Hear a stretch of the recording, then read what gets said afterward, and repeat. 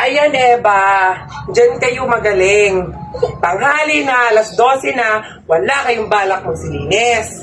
Ngayon, nagipit na sa oras, ngayon ka maglilinis. Alam nyo, bawal ngayon maglinis. Ang tigas din ng mga ulo nyo. Ay, nakakatamad gumising ng maaga. Masarap sila pa matulog na maaga. Ngayon, kasi wala namang mga pasok, di ngayon maglilinis. Kung kailan wala nang gagawin. Ay, naku sa inyo. Kung kayo lang tanghali na, ngayon pa kayo magsigalaw. Iyan, ikaw nabawalis ka na lang dyan. Ang bunga mo, ang dami-dami sinasabi. Sige, tapusin niya. May mga hugasin pa rin sa kusina. Ay, naku ma. Ang dami-dami mong dada.